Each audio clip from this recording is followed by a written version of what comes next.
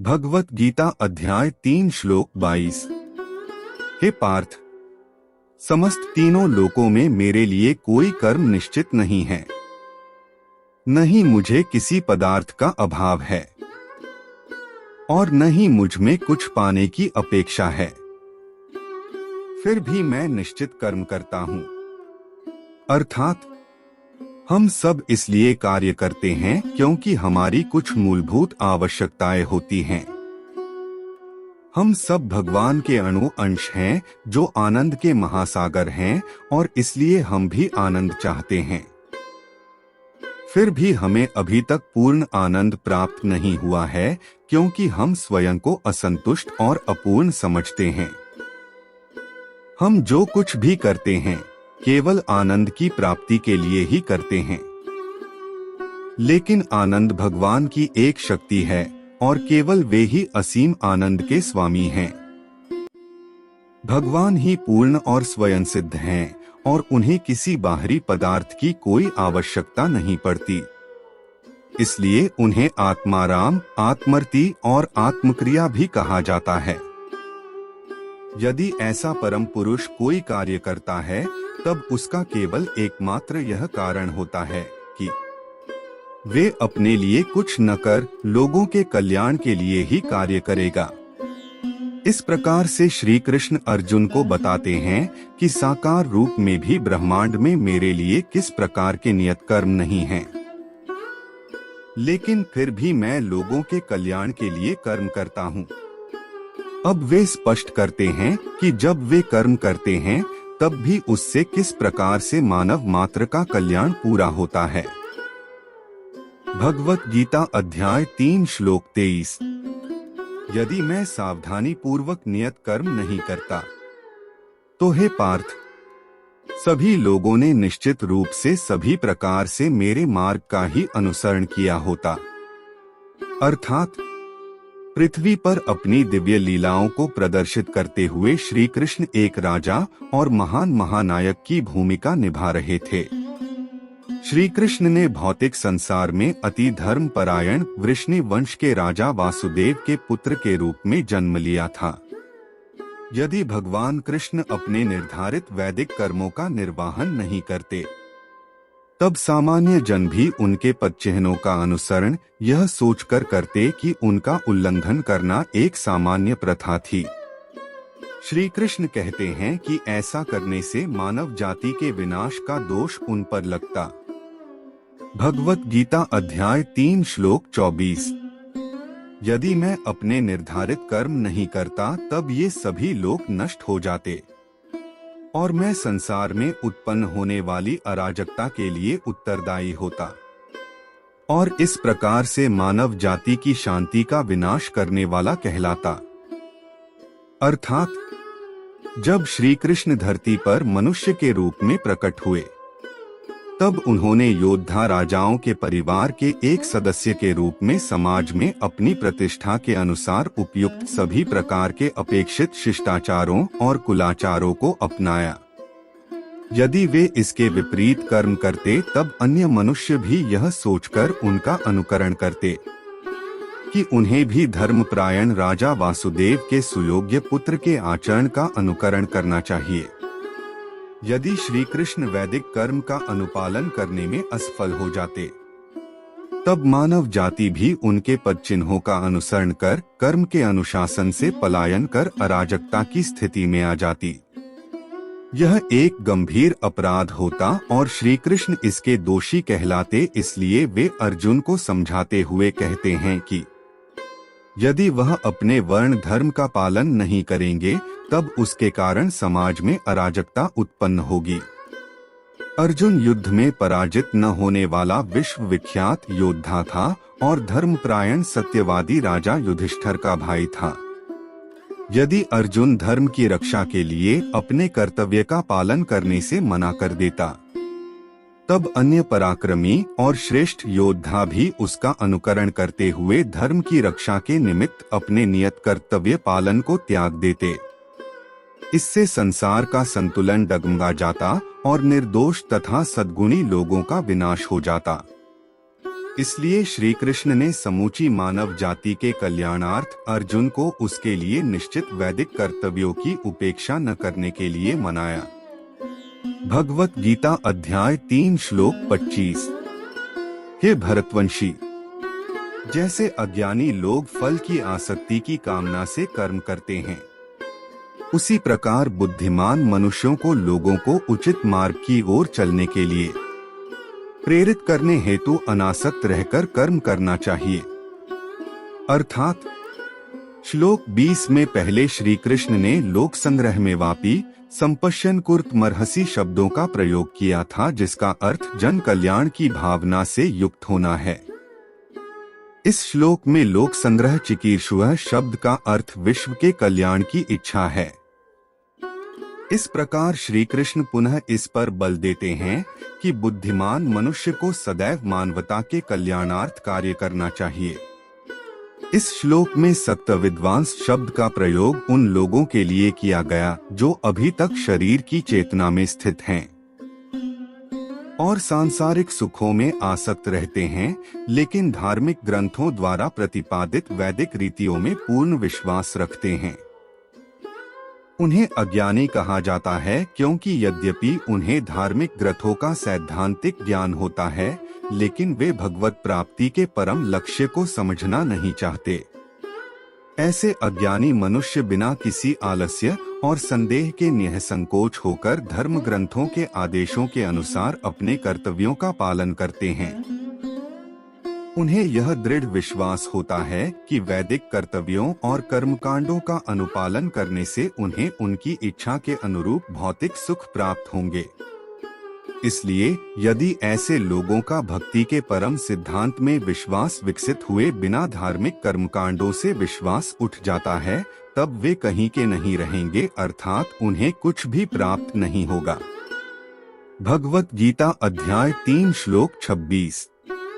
ज्ञानवान मनुष्यों को चाहिए कि वे अज्ञानी लोगों को जिनकी आसक्ति सकाम कर्म करने में रहती है, उन्हें कर्म करने से रोककर उनकी बुद्धि में मतभेद उत्पन्न न करें, अपितु स्वयं ज्ञान युक्त होकर अपने कार्य करते हुए उन अज्ञानी लोगों को भी अपने नियत कर्म करने के लिए प्रेरित करना चाहिए। अर्थात महापुरुषों का दायित्व अति महत्वपूर्ण होता है, क्योंकि सामान्य जन उनका अनुसरण करते हैं। इसलिए श्री कृष्ण यह आह्वान करते हैं कि ज्ञानी पुरुष कोई ऐसा कार्य न करें या कुछ ऐसा न कहें कि जो अज्ञानी लोगों को अधोपतन की ओर ले जाए। यहाँ यह तर्क दिया जा सकता है कि यदि ज्ञानी जन अज्ञानियों के प्रति करुणा भाव रखते हैं, तब उन्हें उनको भगवत प्राप्ति का ज्ञान अर्थात दिव्य ज्ञान प्रदान करना चाहिए। भगवान श्री कृष्ण इस तर्क को न बुद्धि भेदम जनियेत कहकर निष्प्रभावी करते हैं, जिसका तात्पर्य यह है कि अज्ञानी को दिव्य उपदेश सुनाकर उन्हें कर्मों का परित्याग करने की शिक्षा नहीं देनी चाहिए, क्योंकि उनमें ऐसे उपदेशों को समझने की योग्यता नहीं होती। प्रायः लौकिक चेतना युक्त लोगों के पास केवल 2 विकल्प होते हैं, या तो वे लोग सुखद परिणाम की इच्छा से कड़ा परिश्रम करते हैं, या फिर वे यह तर्क देते हुए कर्म करना छोड़ देते हैं कि सभी कार्य अत्यंत कठिन, कष्टदायक और बुराइयों से युक्त होते हैं। इन दोनों में फल की इच्छा से कर्म करना पलायनवादी दृष्टिकोण से श्रेष्ठ है। इसलिए वैदिक ज्ञान के विद्वानों को अज्ञानियों को सावधानी पूर्वक और ध्यान से अपने कर्मों का पालन करने के लिए प्रेरित करना चाहिए। यदि अज्ञानी लोगों का मन विक्षुब्ध और अस्थिर हो जाता है, तब उनका कर्म करने से विश्वास उठ जाएगा और नियत कर्मों का त्याग करने से उनका ज्ञान नहीं बढ़ेगा। इस प्रकार अज्ञानियों को दोनों ओर से हानि होगी। यदि अज्ञानी और ज्ञानीजन दोनों वैदिक कर्म करते हैं, तब फिर दोनों के बीच क्या भेद रह जाएगा? इस प्रश्न को समझाने के लिए श्री कृष्ण इसे अगले 2 श्लोकों में स्पष्ट कर रहे हैं। भगवत गीता अध्याय 3 श्लोक 27। जीवात्मा देह के मिथ्या ज्ञान के कारण स्वयं को अपने सभी कर्मों का कर्ता समझती है। यद्यपि विश्व के सभी कार्य प्रकृति के 3 गुणों के अंतर्गत संपन्न होते हैं, लेकिन अहंकारवश अर्थात हम जानते हैं कि संसार का वास्तविक परिदृश्य हमारे द्वारा निर्देशित नहीं होता, अपितु प्रकृति द्वारा कार्यान्वित होता है। हमारे शरीर की क्रियाएं, जिन्हें हम प्रायः 2 श्रेणियों में विभक्त करते हैं। एक, प्राकृतिक जैविक क्रियाएं, जैसे पाचन, रक्त संचालन, हृदय गति आदि का संचालन हमारी सोच विचार के बिना स्वाभाविक रूप से संपन्न होता है। 2, बोलना, सुनना, चलना, सोना और काम करना आदि क्रियाओं का संचालन हमारे सोचने और विचारने से होता है। उपर्युक्त दोनों प्रकार के कार्य मन शरीर इंद्रिय युक्त मानव तंत्र द्वारा संपन्न होते हैं। मानव तंत्र के सभी अंग प्रकृति या भौतिक शक्ति द्वारा निर्मित होते हैं, जिसमें 3 गुण सत्व, रजस और तमस सम्मिलित हैं। जैसे लहर समुद्र से विलग नहीं होती, अपितु उसमें समाकर उसका अंश बनी रहती है, उसी प्रकार से शरीर उसी प्रकृति का अंग है जिससे इसकी रचना होती है। इस प्रकार से प्रकृति अर्थात माया शक्ति ही संसार में होने वाले सभी कार्यकलापों की करता है। तब फिर आत्मा स्वयं को कर्मों का कर्ता क्यों समझती है? इसका कारण यह है कि मिथ्या अभिमान के बोध से आत्मा भ्रम के कारण स्वयं को शरीर समझ लेती है, इसलिए उसे कर्ता होने का भ्रम हो जाता है। देखिए, जिस प्रकार रेलवे प्लेटफार्म पर दोनों ओर 2 ट्रेन खड़ी है और एक रेलगाड़ी के यात्री दूसरी रेलगाड़ी पर अपनी दृष्टि रखे हुए हैं, और फिर जब दूसरी रेलगाड़ी चलने लगती है तब पहली गाड़ी भी चलती हुई प्रतीत होने लगती है। इसी प्रकार से अचल आत्मा स्वयं को सचल प्रकृति के रूप में पहचानने लगती है। जिस क्षण आत्मा अभिमान को त्याग कर भगवान की इच्छा के आगे समर्पण कर देती है, तब उसे स्वयं के अकर्ता होने का आभास होता है। अब कोई यह प्रश्न कर सकता है कि यदि आत्मा वास्तव में अकर्ता है, तब फिर वह शरीर द्वारा किए गए कार्यों के लिए कर्मों के नियमों में क्यों फंसती है? इसका कारण यह है कि आत्मा स्वयं कोई कार्य नहीं करती, लेकिन वह इंद्रिय मन बुद्धि को कार्य करने का निर्देश देती है। उदाहरण गार्थ रथ का सारथी स्वयं रथ को नहीं चलाता, अपितु घोड़ों को निर्देश देता है। अब यदि कोई दुर्घटना घटित होती है, तब उसका दोष घोड़ों का न होकर अपितु उन्हें निर्देशित करने वाले सारथी का होता है। उसी प्रकार से आत्मा मन शरीर युक्त मानवतंत्र के कार्यों के लिए उत्तरदायी होती है, क्योंकि इंद्रिय मन और बुद्धि आत्मा से प्रेरणा पाकर ही कार्य करते हैं। भगवत गीता अध्याय 3 श्लोक 28। हे महाबाहु अर्जुन, तत्वज्ञानी आत्मा की पहचान गुणों और कर्मों से भिन्न करते हैं। वे समझते हैं कि इंद्रिय मन आदि के रूप में केवल गुण ही हैं, जो इंद्रिय विषयों में संचालित होते हैं, और इसलिए वे उनमें नहीं फंसते। अर्थात गत श्लोक में अहंकार विमूढ़ात्मा शब्दों का प्रयोग किया गया है, जिसका अर्थ है कि जो अहंकार से मोहित होकर भूल से स्वयं को शरीर मान लेते हैं और स्वयं को कर्ता समझने लगते हैं। इस श्लोक में तत्ववित्तु या सत्यदर्शियों के संबंध में व्याख्या की गई है, जिसका तात्पर्य यह है कि वे अहंकार को त्याग कर शारीरिक चेतना से मुक्त हो जाते हैं और जड़ शरीर से अपनी आध्यात्मिक पहचान का भेद जानने में समर्थ हो जाते हैं। इसलिए वे अपने लौकिक कर्मों के लिए स्वयं को कर्ता मानने के छलावे में नहीं आते और अपेक्षाकृत सभी क्रियाओं को 3 गुणों का लक्षण मानते हैं। ऐसे भगवदानुभूत संत कहते हैं, जो करे सो हरि करई होत कबीर कबीर। सब कुछ भगवान करता है, किंतु लोग स्वयं को कर्ता मानने की भूल करते हैं। भगवत गीता अध्याय 3 श्लोक 29। वे मनुष्य जो प्रकृति के गुणों के प्रभाव से मोहित होकर फल प्राप्ति की कामना के साथ अपने कर्म करते हैं। लेकिन बुद्धिमान पुरुष जो इस परम सत्य को जानते हैं, उन्हें ऐसे अज्ञानी लोगों को विचलित नहीं करना चाहिए जिनका ज्ञान अल्प होता है। अर्थात अब यह प्रश्न उत्पन्न होता है कि यदि आत्मा गुणों और उनकी क्रियाओं से पृथक है, तब फिर अज्ञानी मनुष्य विषय भोगों की ओर आसक्त क्यों होते हैं। श्री कृष्ण इस श्लोक में इसे स्पष्ट करते हुए कहते हैं कि वे माया अर्थात प्राकृत शक्ति के 3 गुणों से मोहित होकर स्वयं को कर्ता मान लेते हैं। प्राकृत शक्ति के 3 गुणों से मुग्ध होकर वे कामुकता और मानसिक आनंद की प्राप्ति में समर्थ होने के लिए सुविवेचित प्रयोजन के लिए कार्य करते हैं। वे फल की इच्छा के बिना कर्तव्य पालन करने की दृष्टि से कार्य करने में असमर्थ होते हैं। फिर भी कृत्स्नवित ज्ञानवान मनुष्य को अकृत्स्नवित अज्ञानी मनुष्य के मन को विक्षुब्ध नहीं करना चाहिए। इसका तात्पर्य यह है कि ज्ञानी पुरुषों को अज्ञानी लोगों पर अपने विचारों को बलात् यह कहकर थोपना नहीं चाहिए, तुम शरीर नहीं आत्मा हो और इसलिए कर्म करना निरर्थक है, अतः कर्म का त्याग करो। बल्कि इसके विपरीत उन्हें अज्ञानी लोगों को अपने नियत कर्म करने का उपदेश देना चाहिए, जिससे उन्हें धीरे धीरे आसक्ति से ऊपर उठने में सहायता मिल सके। इस प्रकार आत्मिक रूप से ज्ञानी और अज्ञानी मनुष्यों के बीच अंतर व्यक्त करने के पश्चात श्री कृष्ण गंभीरता से कहते हैं कि अज्ञानी लोगों के मन को अस्थिर नहीं करना चाहिए। भगवत गीता अध्याय 3 श्लोक 30।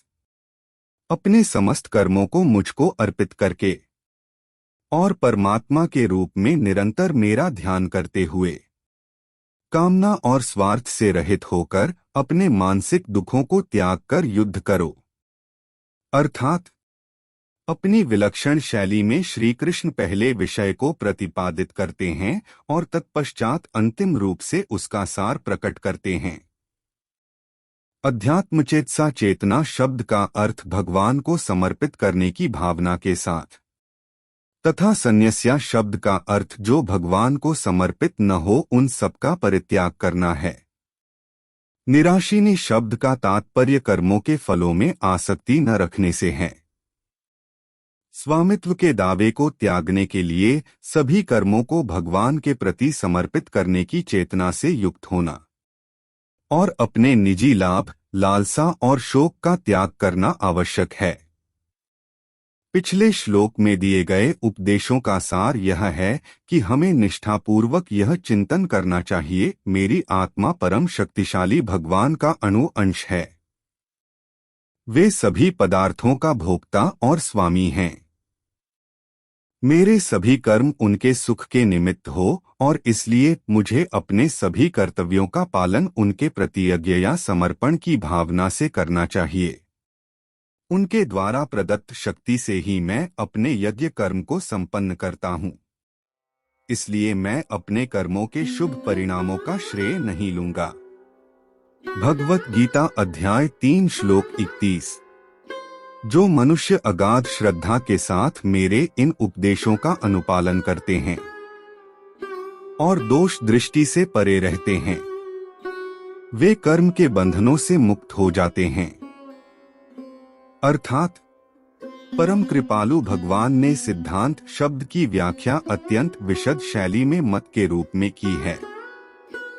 मत एक व्यक्तिगत विचार है, जबकि सिद्धांत सार्वभौमिक सत्य है। आचार्यों के मत विभिन्न हो सकते हैं, किंतु सिद्धांत समान रहता है।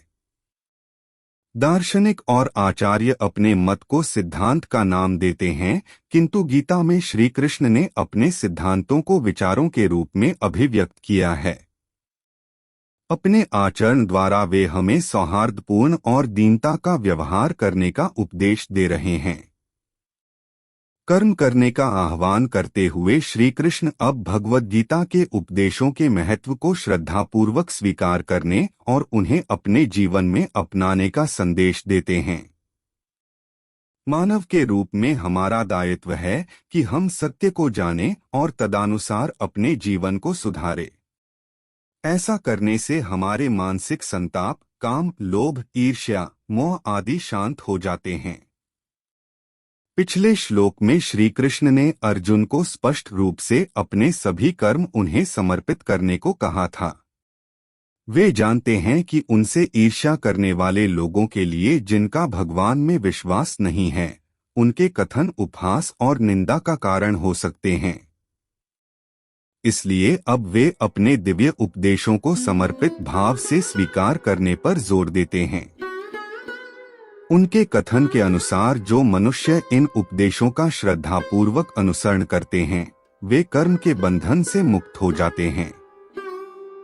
लेकिन जो श्रद्धायुक्त नहीं है, उनकी क्या दशा होगी? उनकी दुर्दशा को अगले श्लोक में व्यक्त किया गया है। भगवत गीता अध्याय 3 श्लोक 32। किंतु जो मेरे उपदेशों में दोष ढूंढते हैं, वे ज्ञान से वंचित और विवेकहीन होते हैं। इन सिद्धांतों की उपेक्षा करने से वे अपने विनाश का कारण बनते हैं। अर्थात श्री कृष्ण द्वारा प्रस्तुत उपदेश हमारे आंतरिक कल्याण के लिए अति उपयुक्त हैं। यद्यपि हमारी मायाबद्ध भौतिक बुद्धि में अनगिनत दोष हैं, जिसके कारण हम सदैव भगवान के उपदेशों की महत्ता को समझने या उसकी सराहना करने में सक्षम नहीं होते। यदि हम यह जानना चाहें कि दिव्य परमात्मा और हमारी अणुआत्मा के बीच क्या भेद है, इसके लिए गीता के दिव्य उपदेशों को स्वीकार करने के लिए श्रद्धा अनिवार्य अवयव बन जाती है। जब हमारी बुद्धि इन्हें समझने की अपेक्षा इन उपदेशों में दोष ढूंढने लगती है, तब हमें यह सोचकर अपनी बुद्धि का समर्पण कर देना चाहिए कि श्री कृष्ण ने ऐसा कहा है। इसमें अवश्य ही सत्यता है जिसे मैं अभी समझ नहीं सकता। अभी मुझे यह स्वीकार करने दो और मुझे आध्यात्मिक साधना में लीन होने दो। इन उपदेशों को मैं भविष्य में समझ पाऊंगा जब मैं साधना द्वारा आध्यात्मिक पथ पर उन्नति कर लूंगा। इसी मनोवृत्ति को श्रद्धा कहते हैं। जगतगुरु शंकराचार्य ने श्रद्धा की परिभाषा इस प्रकार से की है: गुरु वेदांत वाक्येषु दृढ़ो विश्वास, अर्थात श्रद्धा गुरु और धार्मिक ग्रंथों के वचनों में दृढ़ विश्वास है। चैतन्य महाप्रभु ने भी इसी प्रकार की व्याख्या की है। श्रद्धा शब्दे विश्वास कहे सुदृढ़ निश्चय, अर्थात श्रद्धा का अर्थ गुरु और भगवान में अटूट विश्वास होना है, चाहे हम वर्तमान में उनके उपदेशों को समझने में असमर्थ हैं। इसलिए श्रद्धा का अर्थ यह है कि भगवद गीता के समझे जाने वाले सरल अंशों को विनम्रतापूर्वक आत्मसात करते हुए और इसके कठिन अंशों को भी इस आशा के साथ स्वीकार करना चाहिए कि ये भी भविष्य में समझे जा सकेंगे। भौतिक बुद्धि का एक मुख्य दुराग्रही दोष अहंकार है। अहंकार के कारण जिसे वर्तमान में बुद्धि समझ नहीं सकती, इसलिए प्रायः उसे दोष युक्त मानकर अस्वीकार कर देती है। यद्यपि सर्वज्ञ भगवान के रूप में भगवान श्री कृष्ण ने जीवात्मा के कल्याण हेतु अपने दिव्य उपदेश प्रकट किए हैं, किंतु मनुष्य उसमें अभी तक दोष ढूंढते हैं। जैसे भगवान स्वयं को सभी कुछ समर्पित करने के लिए क्यों कहते हैं? क्या भगवान लोभी हैं? क्या वे अहंकारी हैं जो अर्जुन को अपनी उपासना करने को कहते हैं? श्री कृष्ण कहते हैं, ऐसे लोग अचेतन या विवेक शून्य हैं, क्योंकि वे शुद्ध और अशुद्ध, धर्म और अधर्म, सृष्टि के कर्ता और कृत्य, परम स्वामी और दास के बीच के अंतर को समझने में असमर्थ होते हैं। ऐसे मनुष्य अपने विनाश का कारण बनते हैं, क्योंकि वे शाश्वत मुक्ति के मार्ग को अस्वीकार कर देते हैं और जन्म मृत्यु के कालचक्र में घूमते रहते हैं।